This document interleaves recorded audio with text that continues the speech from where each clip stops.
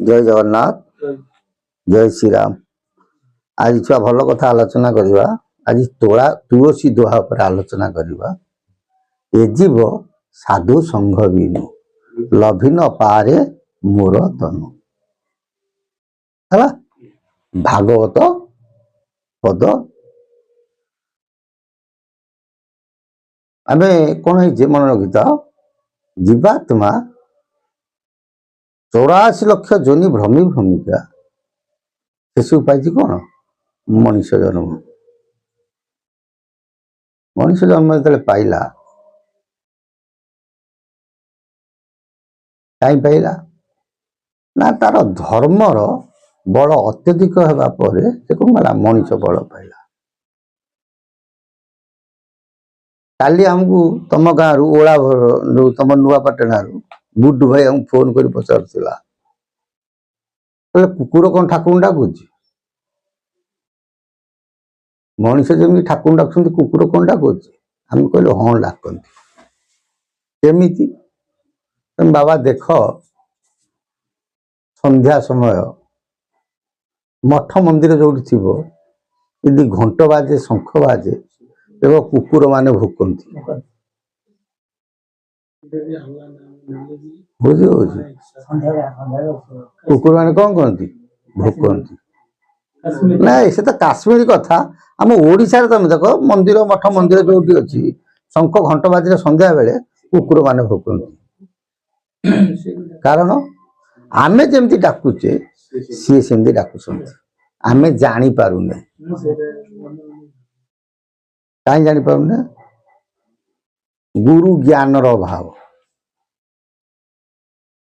आगे मनीष पशु पक्षी को कथा बुझी पारुथिले वृक्ष कौन कहूँ बुझी पारुथिले कारण तुम देख जो सीता चोरी हेले रामचंद्र आकुलित हुई वृक्ष को पचारि पशु पचारि पक्षी की पचारि शेष को पक्षी बारता देखे से जटायु ये पक्षी रामचंद्र भाषा बुझुले केमिति ना बुझुले सेते बेले गुरु मार्ग तत्व संपूर्ण थिला कहीं कौन मन रखी था गोटे श्लोक व्यासंगर कहले एक ही विष्णु प्रतिभिन्न रूप द्वितीय से एक प्रतिभिन्न गाव सुवर्ण एक बहुभूषण आदि रूप से भिन्न परमात्मा एक। जय जगन्नाथ।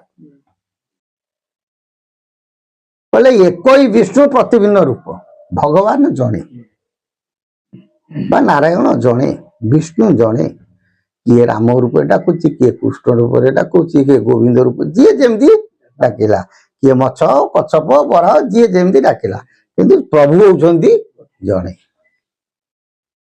दुग्ध से एक प्रतिभिन्न गाव क्षीर देखिया गोटे प्रकार गाय देखिया अनेक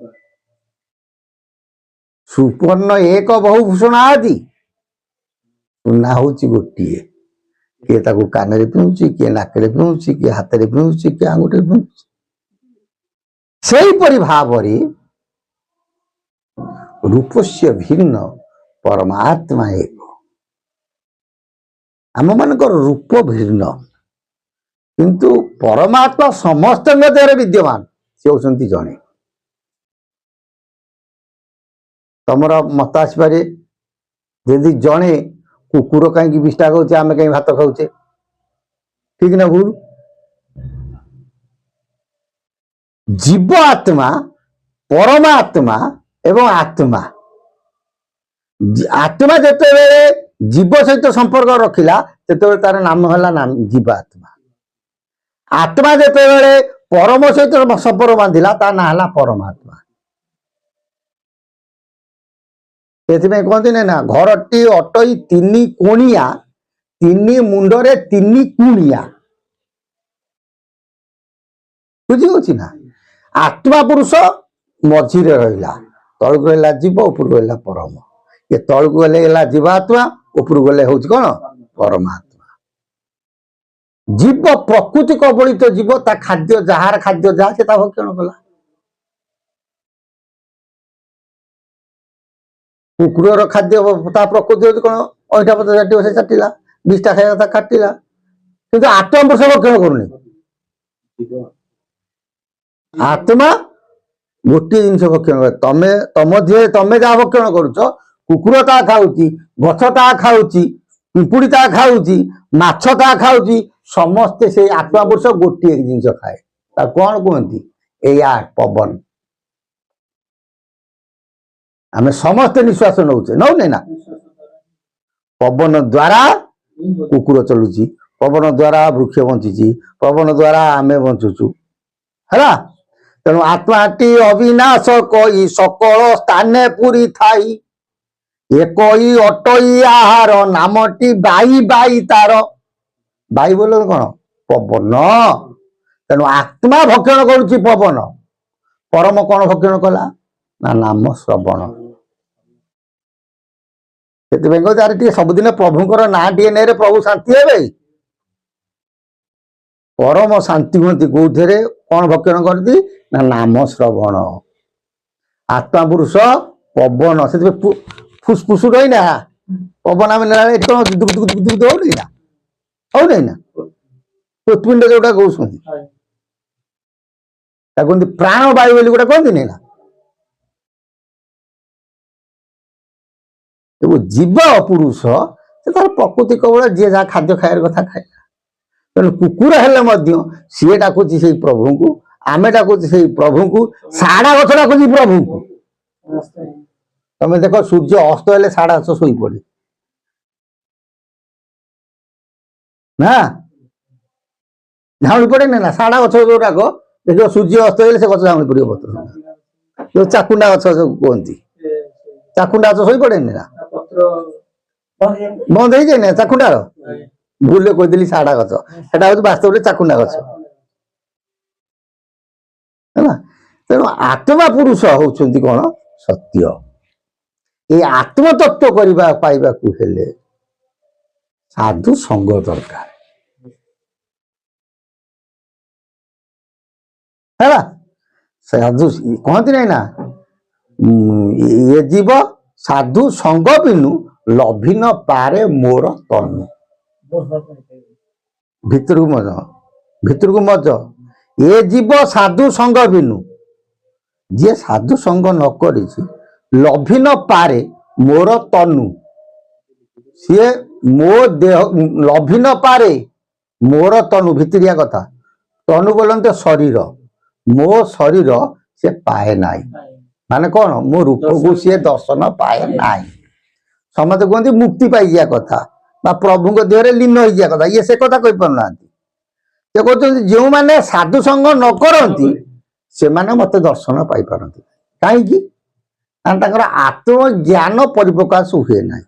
ଆତ୍ମଜ୍ଞାନ କଣ? ଆତ୍ମାର ଜ୍ଞାନ। ଆତ୍ମାର ଜ୍ଞାନ ହଉଛି ପବନ। ଯିଏ ପବନକୁ ନ ଦେଖି ପାରିଛି ସିଏ ମତେ ଦେଖିପାରି ନାହିଁ। ଆମ ଆଖି ଆଗରେ ପବନ ଅଛି ନା ନାଇଁ? ନିଶ୍ୱାସ ନଉଛେ ନା ନାଇଁ? କିନ୍ତୁ ଆମକୁ କଣ ଦେଖାଯାଉଛି? ଦେଖାଯାଉଛି କି? ଦେଖାଯାଉନି ନା, ଦେଖାଯିବ। ସେଥିପାଇଁ କହିଛନ୍ତି ପରା, ସଦ ଗୁରୁ ଯେବେ ମାରେ ଗୋଇଠା, ଅନ୍ଧାର ଘରେ ଜଳେ ବଇଠା, 12 ବରଷ କଲେ ସେବା, ଗୁରୁ କହିଲେ କିଛି ଦେବା। ଭୀମ ବି କହିନାହାନ୍ତି ନା, ରୂପରେ କ ନାହିଁ ଏ ଶୂନ୍ୟ ଦେହି ଅଛେ ଉଦେ ହୋଇ। ତାଙ୍କର ରୂପରେଖ ନାହିଁ, ସେ କିନ୍ତୁ ଉଦୟ ହେଇଛନ୍ତି, ଆମ ସମସ୍ତଙ୍କ ପାଖରେ ଅଛନ୍ତି, ଆମେ ତାଙ୍କୁ ଅନୁଭବ କରୁଛେ କିନ୍ତୁ ଦେଖିପାରୁନା। ଆମେ ପାଠ ପଢିଲା ବେଳେ ଛୁଆ ବେଳେ କଣ ପଢୁ? ଜଳ ସ୍ଥଳ ବନଗିରି ଆକାଶ, ତୁମ ଲୀଳା ସବୁଠାରେ ପ୍ରକାଶ, ମତେ ଏତିକି ଶିଖାଅ ସାଇଏ, ମୋର ଧନ ଜନ ଲୋଡା ନାହିଁ। ପ୍ରଭୁ ଅତ୍ର ତତ୍ର ସର୍ବତ୍ର ପୁରିଛନ୍ତି, କେମିତି? ନା ପବନ ସ୍ୱରୂପ। ଏ ପବନ ସ୍ୱରୂପୀ ପ୍ରଭୁଙ୍କୁ ପାଇବାକୁ ହେଲେ ସାଧୁ ସଙ୍ଗ କରିବାକୁ ହବ। ବୁଝିପାରିଲେ ନା ବୁଝିପାରିଲେନି? ସେଇଆକୁ ତୁଳସୀ ଦାସ କହୁଛନ୍ତି କଣ? ସାଧୁ ସଙ୍ଗ ବିନୁ ଚିନ୍ତନ ଦିନ ଭାବ ଧାରଣା, ପର ଉପକାର ଦୟାଳୁ ଦିନେ ହେବ କାରଣା। पंच गुण पच रतन यही संसारे सार धन्य ए गुणे भूषित हुए जे विज्ञ नर जे प्रकृत विज्ञ नर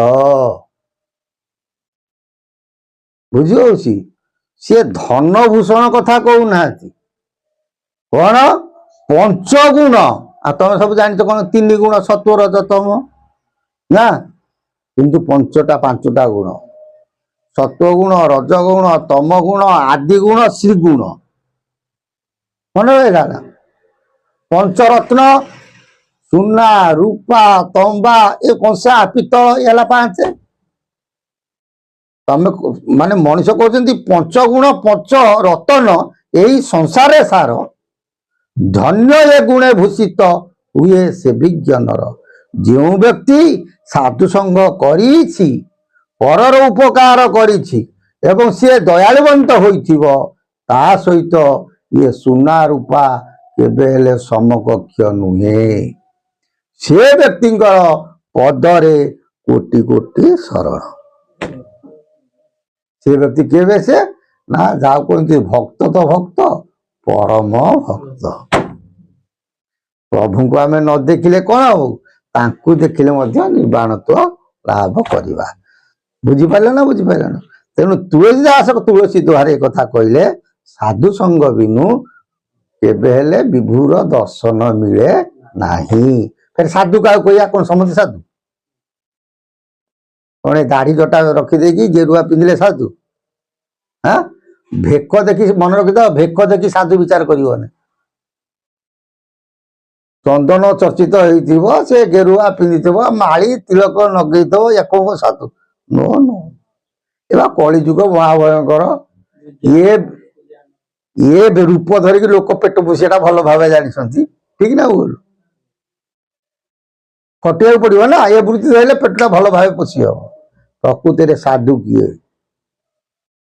देखिले अच्युतानंद महापुरुष शिव कल्प शास्त्र कहले श्रद्धारु साधना हुओ इति सिद्धि सिद्धि विधि करी साधु जे बोलांती तरे संसार बारिधि जय जगन्नाथ कहले श्रद्धारु साधना हुओ इति सिद्धि जे प्रकृत साधु होइथिबे तांकर श्रद्धा एते थिबो से गोटे दुष्ट लोक को मध्य कौन शिष्ट करदे बुझिपारे ना बुझिपारे गोटे बाघ से मनीष को खाऊँ ना ना कि मनीष तक श्रद्धार पे पालन करना करूना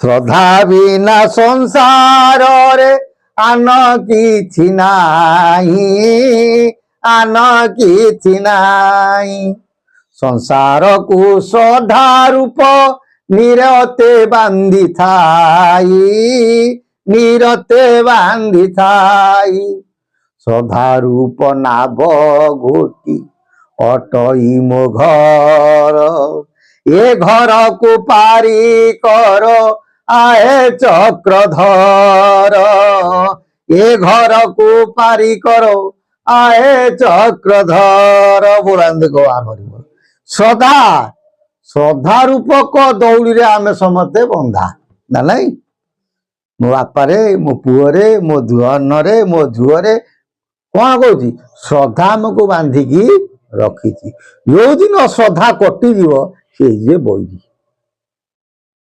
बुझिपारे ना बुझिपारे जे प्रकृत साधु पाखे श्रद्धा भाव थी श्रद्धारु साधना हुओ इति सिद्धि